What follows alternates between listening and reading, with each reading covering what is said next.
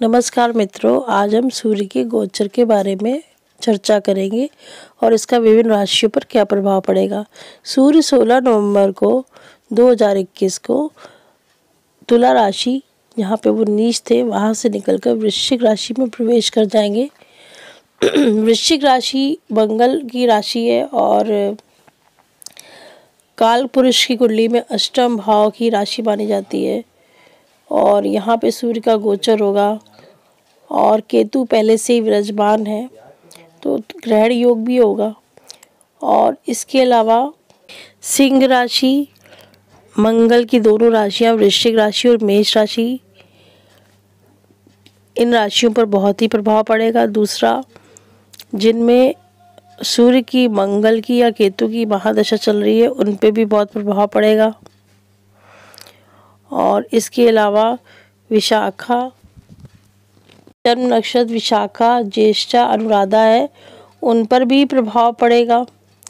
और जिनका सूर्य वृश्चिक राशि में बैठा हुआ है उनको भी बहुत फर्क पड़ेगा। और जिनका जन्म इन नक्षत्रों में हुआ है, ये नक्षत्र एक्टिव हो जाएंगे, उन पे भी फर्क पड़ेगा। इसके अलावा मंगल 5 दिसंबर को यहाँ आ जाएगा और बुध 21 नवंबर को यहाँ आ जाएंगे, जो 10 दिसंबर तक यहाँ रहेंगे, इनका भी इफेक्ट पड़ेगा। इसके अलावा 18-19 नवंबर को चंद्र ग्रहण पड़ रहा है और 4 दिसंबर को पूर्ण सूर्य ग्रहण पड़ रहा है। तो इस समय बहुत मुश्किल समय है, क्योंकि कालपुरुष की कुंडली में 8वीं राशि आती है मंगल की, और 8वां बहुत अच्छा नहीं माना जाता है, तो बहुत ही संभल के चलने की ज़रूरत है और सोच समझ के निर्णय लेने की ज़रूरत है। अब हम राशियों की चर्चा करेंगे। मेष राशि वालों के लिए जो ये परिवर्तन है वो अष्टम भाव में हो रहा है। अष्टम भाव रिसर्च का होता है, गुण विज्ञान का होता है, यहाँ पे प्रभाव पड़ रहा है। तो और जिनका सूर्य केतु 7 है, उनका तो यदि कोई घमंड वमंड होता है तो वो चूर हो जाता है, मतलब सच्चे की तरफ आप देख पाते हैं, आप अपने अहंकार से निकल के सच को देख पाते हैं। दूसरा, आपकी वाणी पे प्रभाव पड़ रहा है, तो क्योंकि सामने वाणी को देख रहा है, परिवार कुटुंब को देख रहा है, तो वाणी उग्र हो सकती है और जिसकी वजह से परिवार में मित्रों से, संबंधियों से आप तनाव पैदा इस वाणी के द्वारा हो सकता है। और दूसरा, चोट, एक्सीडेंट भी लगने के योग बन सकते हैं, तो गाड़ी सावधानी पूर्वक चलाएं। और इसके अलावा नौकरी में परिवर्तन हो सकती है, उच्च अधिकारियों से लड़ाई झगड़ा हो सकता है। और क्योंकि बुध की राशि 6ठे भाव में आती है और आपकी नौकरी वाली जगह है। और इसके अलावा संतान संबंधी कुछ परेशानियां सामने आ सकती हैं, या संतान को से विवाद हो सकता है, या संतान से संबंधी कुछ उनकी एजुकेशन या बिजनेस रिलेटेड प्रॉब्लम्स आपको सामने आती दिख सकती हैं, तो आप चिंतित हो सकते हैं। तो इन सब बातों का आप ध्यान रखें और अपने कार्य क्षेत्र में भी कोई दिक्कत ना आए, इस चीज़ का भी ध्यान रखें। ससुराल पक्ष से भी तनाव पैदा हो सकता है। और गुण, जिनको ज्योतिष में या मतलब कुछ भी गुण विद्याओं में इंटरेस्ट है, उनको इस ग्रहण के द्वारा वो अपनी चीज़ों को एक्टिव कर सकते हैं, नॉलेज प्राप्त हो सकती है नई। अब हम बात करते हैं इसमें, अच्छा ये भी है कि उपाय करना हो तो आप शिव जी की आराधना करें और सूर्य को जल चढ़ाते रहें, क्योंकि सूर्य ग्रहण पे आ रहा है। खासकर जिनकी कुंडली में मेष राशि वालों या मेष लग्न वालों के लिए जिनकी ग्रहण है, उनको तो विशेष सावधानी रखनी चाहिए। अब बात करते हैं वृषभ राशि की। वृषभ राशि वालों के लिए ग्रहण सप्तम भाव में हो रहा है, तो पार्टनर से, पत्नी से मतभेद हो सकता है, दैनिक आय में परेशानी हो सकती है, घर में कुछ कलेश हो सकता है, क्योंकि सूर्य आपके 4थे भाव का मालिक है और वो ग्रहण में जा रहा है। प्रॉपर्टी संबंधी कोई कार्य करते हैं तो आपको लीगल वर्क या पेपर वर्क जो भी करना है, बड़ा सावधानी से करना है। वाहन खरीदते हैं तो सावधानी से खरीदना है। इसके अलावा फोड़े फुंसी निकल सकते हैं और आपको ध्यान रखना है कि आपकी लड़ाई झगड़ा पति पत्नी से या पार्टनर से ना हो, आप उन पे अपने विचार ना थोपें। और ब्लड से रिलेटेड प्रॉब्लम हो सकती है, जिनको हार्ट की प्रॉब्लम है उनको भी दिक्कत आ सकती है। शिव भगवान की आराधना करें, सूर्य को जल दें। मिथुन राशि वालों के लिए गोचर आपके छठे भाव में हो रहा है। छठा भाव रोग, शत्रु, ऋण, मुकदमे का होता है और इसके अलावा नौकरी का भी होता है जिनकी, और इसके अलावा जो अपना बिजनेस खुद का करते हैं उसका भी होता है। तो कई पाप ग्रह इस पे आके बैठते हैं तो अच्छा होता है, क्योंकि वो आपस में लड़ते हैं, आपको सबल बनाते हैं। मंगल, केतु, सूर्य जहाँ आता है तो नए आइडियाज़ आते हैं, तो आपको बिजनेस से, जॉब से रिलेटेड नए आइडियाज़ आएंगे। पर ये तो आप नया बिजनेस स्टार्ट कर सकते हैं, नौकरी बदल सकते हैं। पर ये हो सकता है कि नौकरी में कोई आपके, मतलब कोई आप अपना काम पेंडिंग ना छोड़ा करे तो लोग आपको, आपके अधिकारियों को आपके खिलाफ भड़का सकते हैं। इस चीज़ का ध्यान रखना है। और इसके अलावा चोट, एक्सीडेंट, मुकदमेबाजी ना बढ़े, इस चीज़ का भी ध्यान रखना है। और किसी से व्यर्थ का विवाद ना हो, क्योंकि सूर्य जब आता है तो वाणी में सत्यता, केतु दोनों मिलके सत्यता देते हैं। और मंगल और बुध आने से आक्रामक भी आदमी हो सकता है, तो इसलिए वाणी का सोच समझ के प्रयोग करें। और बाकी आप जिनको ब्लड से रिलेटेड या हार्ट से रिलेटेड या स्किन से रिलेटेड जिनको प्रॉब्लम है और उनके लिए थोड़ा दिक्कत का है, तो ये तकलीफ़ें ना बढ़े तो प्रॉपर ट्रीटमेंट कराएं। सूर्य को जल दें और चंद्र की ग्रहण होना है, इसलिए शिव जी की आराधना करें। अब हम बात करते हैं कर्क राशि के लिए। कर्क राशि वालों के लिए ये जो गोचर आपके पंचम भाव में आना जा रहा है, तो पंचम भाव में होने से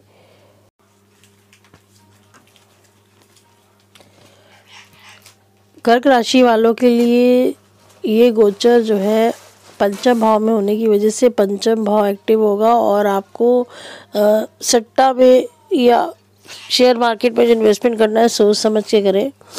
और क्योंकि बुद्धि जड़ हो जाती है ना, तो इसलिए सोच समझ के ही आप निर्णय लें। और कुछ ऊंचा पद की प्राप्ति हो सकती है, लक्ष्मी की प्राप्ति हो सकती है, नए काम बनने की संभावना हो सकती है। लेकिन आपको जो भी काम करना है बहुत सोच समझ के करना है। विद्यार्थियों के लिए ये समय दिक्कत वाला हो सकता है, क्योंकि बुद्धि जड़ हो सकती है। अचानक आपको पेपर करते तो क्वेश्चन के आंसर्स पूछ सकते हैं या कंफ्यूज हो सकते हैं, इस तरह की चीज़ें दिखाता है। और हॉबीज़ में वृद्धि हो सकती है, कोई नया काम आप इनोवेटिव काम कर सकते हैं, क्योंकि पांचवा अगर हॉबी का भी होता है। सिर्फ शेयर मार्केट, सट्टा संबंधी जो लोग काम करते हैं उनको ध्यान रखना है अपना इन्वेस्टमेंट करते हुए, थोड़ा रुक जाएं आप। और जो पहले के जिनके लगे हुए हैं उनको लाभ की प्राप्ति हो सकती है। तो ये सब चीज़ें दिखती हैं। अब हम बात करते हैं आपकी सिंह राशि की। चौथे भाव में सिंह राशि वालों के लिए चूंकि गोचर हो रहा है और मकान, भूमि, वाहन का है, तो आप नया मकान, भूमि, वाहन ले सकते हैं, पर पेपर वर्क सावधानीपूर्वक करें, क्योंकि केतु धोखा दिलाता है। और आपके मन में बेचैनी हो और आपके कर्म क्षेत्र में वृद्धि हो सकती है। कोई नया इनोवेटिव काम कर सकते हैं, पर ध्यान रखना उस काम का कोई आपका विरोधी आपका उसका फ़ायदा ना उठाए। तो सोच समझ के काम करना है, चाहे सरकारी नौकरी में है या नौकरी में है या बिजनेस में। और तो ये नए कार्य तो होगा, पर उसको मतलब सोच समझ के निर्णय लेना है। और दूसरा, भूमि मकान संबंधी पुराने पेंडिंग काम को छोड़ के कोई पुराना काम अभी ना निपटाए, गलत डिसीजंस हो सकता है। और थोड़ा घर में हो सकता है कलेश रहे, क्योंकि आप आक्रामक हो सकते हैं, आपकी वाणी कलेश पैदा कर सकती है, तो उस चीज़ से भी बचाव करें। अब बात करते हैं कन्या राशि की। कन्या राशि वालों के लिए चूंकि तृतीय भाव में और वो नवम भाव को देख रहा है, तो धार्मिक कार्य संबंधी आप कुछ पूजा पाठ करा सकते हैं, धार्मिक कार्य करा सकते हैं। इसके अलावा पिता से तनाव हो सकता है, तो सोच समझ के रहे। और छोटे भाइयों से भी विवाद हो सकता है। इसके अलावा जो सूर्य जो है आपके 12वें घर के मालिक होके आपके तृतीय भाव में आ रहे हैं, तो सूर्य चंद्रमा को महर्षि पराशर के अनुसार 12वें घर के स्वामी होने का दोष नहीं लगता। और सूर्य यहाँ पे काफ़ी तृतीय भाव में एक्टिव रहते हैं, क्योंकि पाप ग्रह यदि पाप स्थान पर ही रहते हैं तो काफ़ी सही रहते हैं, सहज रहते हैं। तो आपके लिए काफ़ी ठीक रहेगा। पराक्रम में वृद्धि होती दिख रही है। नए इनोवेटिव काम विचार आ सकते हैं, छोटी यात्राएं हो सकती है, नए एक्सपेरिमेंट्स कर सकते हैं। और जिनका प्रमोशन होना, उनके प्रमोशन के योग बन सकते हैं। तो बाकी अपने पराक्रम इतना ही रखें कि आपस में दूसरों से विवाद ना उत्पन्न हो। और सूर्य को जल चढ़ाएं और शिव जी की आराधना करें।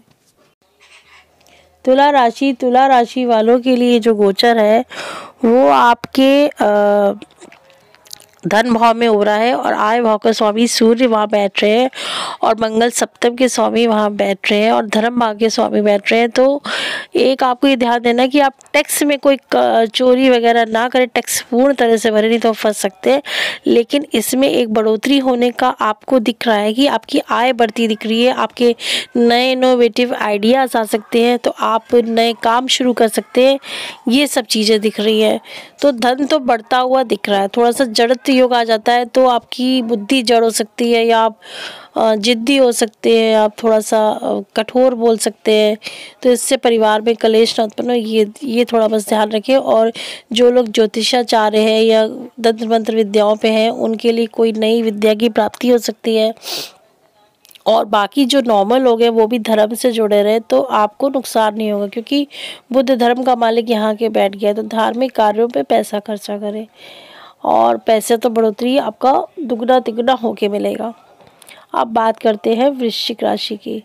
वृश्चिक राशि वालों के लिए ये गोचर उनके लग्न में ही हो रहा है, तो आपको नए आइडियाज़ आ सकते हैं और आप नए काम शुरू कर सकते हैं। और कर्म का स्वामी आपका वहाँ पे आ रहा है आपके लग्न में, तो नया कर्म बढ़ सकता है। और इसके अलावा आप के पार्टनर से कोई विवाद या पत्नी से विवाद ना उत्पन्न हो, क्योंकि आपका गुस्सा बढ़ सकता है, इस चीज़ को देखना चाहिए। और इसके अलावा रोग, शत्रु, कर्जा, मुकदमा ना एक्टिव हो, इस चीज़ का आपको ध्यान रखना है। ब्लड से रिलेटेड, हार्ट से रिलेटेड प्रॉब्लम ना आए, ये देखना है। और क्योंकि आपका गुस्सा बढ़ सकता है तो ब्लड प्रेशर, और वो तो हार्ट पेशेंट है, उनको प्रॉब्लम बढ़ ही सकती है। और चूँकि सत्य ज़्यादा बोल सकते हैं, इसीलिए भी ये सब चीज़ें आ सकती हैं। तो रोग में तो ब्लड से रिलेटेड, फोड़े फुंसी से रिलेटेड, हार्ट या ब्लड प्रेशर से रिलेटेड, हड्डियों में दर्द से रिलेटेड प्रॉब्लम से बचना है। और दूसरा कोई टैक्स वगैरह नहीं, बिल्कुल अच्छे से पे करना है कि आपको कोई सरकारी विवाद में ना फंसे। चूँकि आप ज़्यादा सत्यनिष्ठ हो सकते हैं तो कुछ गलत बोल सकते हैं, खासकर गवर्नमेंट कॉन्ट्रैक्टर, उनके लिए दिक्कत आ सकती है। जो गवर्नमेंट जॉब में या गवर्नमेंट कॉन्ट्रैक्टर है उनके लिए दिक्कत आ सकती है। तब थोड़ा सा गुस्सा कंट्रोल करके ज़्यादा सत्य भी ना बोलें, मतलब इस तरह से डिप्लोमेसी से थोड़ा काम लें। फिर बात करते हैं धनु राशि की। धनु राशि वालों के लिए गोचर आपके 12वें भाव में हो रहा है।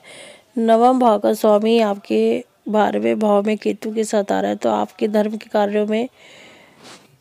कार्यों में आपकी रुचि बढ़ेगी। आप धार्मिक कार्य करेंगे और ये आपके लिए अच्छा भी होगा। आप मुसीबतों से बचेंगे। शनि की 7.5 खत्म हो रही है, तो आप परेशानियों से भी काफ़ी आपकी मुक्त होते हुए दिख रहे हैं। लेकिन छठा भाव रोग का एक्टिव हो रहा है, तो रोग एक्टिव हो सकते हैं। जो भी रोग इन डायग्नोसिस रोग हो सकते हैं, तो अच्छे से उसको दिखाएं डॉक्टर को। और दूसरी बात, अगर ऐसा लगता है डायग्नोसिस रोग है तो सप्तनाजा अपने सर से उतार के चिड़ियों को खिलाएं, खासकर शुक्र वाले दिन, या लगातार खिलाते रहे जब तक आपको कुछ परेशानियां हैं। और इसके अलावा आपका जो बिजनेस का मालिक है वहाँ आ रहा है, तो एक्सपोर्ट इंपोर्ट संबंधी जिनका काम है, विदेशों से काम है, उनके काम बढ़ते हुए दिखते हैं, या काम के संबंध में विदेश जा सकते हैं, ये दिखाई दे रहा है। तो लेकिन कुछ परेशानी आ सकती हैं, तो सूर्य को बराबर जल दे और गणेश चतुर्थी का पाठ करें, तो आपकी ये प्रॉब्लम्स भी निकल जाएगी। क्योंकि ये कुछ ही समय रह गया है 7:30 का, और अब अच्छा समय आपका अप होने वाला है। तो ये सब चीज़ें दिखती है। अब बात करते हैं हम मकर राशि की। मकर राशि वालों के लिए गोचर आपके लाभ भाव में हो रहा है। तो लाभ भाव में जो बड़े भाई बहनों के साथ काम करते हैं उनके तो लाभ में वृद्धि होती दिख रही है। दोस्तों से संबंध अच्छे हो रहे हैं, पर आपको अपनी वाणी पे भी कंट्रोल करके चलना है कि संबंध ना बिगड़े। दूसरा, नए सरकारी काम बनते हुए दिख रहे हैं, लेकिन शुरू में केतु की वजह से इनिशियली आपको कार्यों में कुछ प्रॉब्लम आ सकती है, पर वो बाद में जाके प्रॉब्लम ठीक हो जाएगी और लाभ दिख रहा है आपके। और इसके अलावा आपका भूमि से भी जो कार्य कर रहे हो उनको भी लाभ होता हुआ दिख रहा है। इसके अलावा आप ये देखिए कि कोई चोट एक्सीडेंट वगैरह ना हो कार्य क्षेत्र में या गाड़ी चलाते वक्त, इसका ध्यान रखना है। कोई रोग ना एक्टिव हो, इस चीज़ का ध्यान रखना है। और समाज में मान सम्मान की भी प्राप्ति होगी, पद प्रतिष्ठा भी बढ़ेगी। जो सरकारी कार्य में है उनको तो लाभ की प्राप्ति होगी, प्रमोशंस हो सकते हैं। उसके लिए थोड़ा प्रयास करना पड़ेगा, लेकिन ये सब चीज़ें दिखती हैं। और आप सूर्य को जल चढ़ाएं और इसके अलावा शिव जी की पूजा करें तो आपको ये प्रॉब्लम से मुक्ति मिल जाएगी। तो अचानक लाभ प्राप्ति के योग तो दिख रहे हैं। बस रोगों से बचना है, जैसे हड्डियों में दर्द, आँखों की प्रॉब्लम, और गाड़ी चलाते वक्त सावधानी पूर्वक चलाना है। अब कुंभ राशि वालों के लिए गोचर दशम भाव में हो रहा है और सूर्य भी यहाँ बैठ आकर, मंगल भी आ रहे हैं, बुध भी आ रहे हैं, और इसलिए तो आपका ये गोचर तो बहुत ही अच्छा है। कार्य में बस परिवर्तन दिखाता है। अगर नौकरी है तो बिजनेस करने लगेंगे, बिजनेस है तो कुछ और चीज नया काम कर सकते हैं। आपके कर्म क्षेत्र में वृद्धि होते हुए दिख रही है। बस अपनी वाणी पे संयम करके चले, अहंकार पे संयम रख के चले, और तो आपको दिक्कत नहीं आएगी। और कार्य करते थोड़ा सावधानी पूर्वक कार्य करें, सोच समझ के कार्य करें। तो कार्य में नया कार्य बढ़ोतरी दिख रही है और बुद्धि का प्रयोग करते हुए आप काफ़ी ऊंचाइयों पे जाएंगे। आपके कार्य, आपके नाम ऊंचा हो सकता है। ये सब चीज़ें दिख रहा है। और आप धर्म कार्य से प्रॉपर जुड़े रहे और दैनिक आय में वृद्धि हो सकती है। पार्टनरशिप में नया काम स्टार्ट हो सकता है। बस पेपर वर्क ठीक से करने हैं, पत्नी से मतभेद ना करें, ये सब दिख रहा है। और बृहस्पति भी निकल कर 20 नवंबर के बाद से आपके राशि में आ जाएंगे, तो और धन का मालिक आपके आ जाएगा, तो और आपको बेनिफिट्स देगा। और नवम भाव को देखिएगा तो आप धर्म के कार्य प्रॉपर करते रहे तो आप इन प्रॉब्लम से बचे रहेंगे। अब बात करते हैं मीन राशि की। मीन राशि वालों के लिए गोचर आपके नवम भाव में हो रहा है और ये गोचर पिता से कुछ तनाव दे सकता है या पिता की हेल्थ में प्रॉब्लम दे सकता है, क्योंकि सूर्य आपके रोग के मालिक है। तो बस इस चीज़ का ध्यान रखें। तो धार्मिक कार्य करते रहे प्रॉपर, पिता की हेल्थ का ध्यान रखें और पिता से विवाद ना उत्पन्न हो, ये चीज़ का ध्यान रखें। हाँ, पर कुछ लंबी यात्राओं के योग बन रहे हैं या जो यात्रा संबंधी बिजनेस करना चाहते हैं, मतलब जिनमें ट्रैवलिंग होती है, तो उनके लिए बेनिफिशियल हो सकता है। और ये टेक्निकल कोई काम करना चाह सकते हैं तो उनके लिए बेनिफिशियल हो सकता है। क्योंकि मंगल केतु टेक्निकल चीज़ों के कारक होते हैं, तो आप इन नए कार्यों को शुरू कर सकते हैं। पर टैक्स से बचाव रखना है, टैक्स ज़रूर पूरा पे करना है और धर्म पे खर्चा करते रहना है और यात्रा करते वक्त सावधानी रखनी है। बस इन चीज़ों का ध्यान रखना है तो आप नई चीज़ को, कार्यों को शुरू कर सकते हैं। ये योग अच्छा बन रहा है आपका। और सभी राशि वालों के लिए मैं कहती हूँ कि आप सूर्य को जल चढ़ाएं, शिव जी की आराधना करें, क्योंकि चंद्र ग्रहण, सूर्य ग्रहण दोनों हो रहे हैं और मंगल और उसका भी हो रहा है। और जिनको उनका मंगल खराब है वो हनुमान जी की उपासना करें, जिनका बुद्धि खराब है वो गणेश चतुर्थी का पाठ करें। तो इन सब चीज़ों को थोड़ा सा अपनी कुंडली में ध्यान भी देना है कि आपकी कौन सी दशा चल रही है, तो उस ग्रह से रिलेटेड मंत्र पूजा करें। तो जिनकी गोचर में थोड़ी सी कठिनाई आ रही है वो चीज़ टल जाएगी, या जिनकी दशा ऐसी है जो खराब फल दे रही है, या मंगल, सूर्य और बुध केतु अच्छे नहीं बैठे हुए, वो भी अपने लिए मतलब इन पूजा पाठ करते रहे प्रॉपर, तो इन सब चीज़ों से निकल जाएगा। बाकी ये गोचर काफ़ी अच्छा कई लोगों के लिए जाने वाला है। आपको हमारा वीडियो कैसा लगा प्लीज़ लाइक करें, सब्सक्राइब करें और शेयर करें।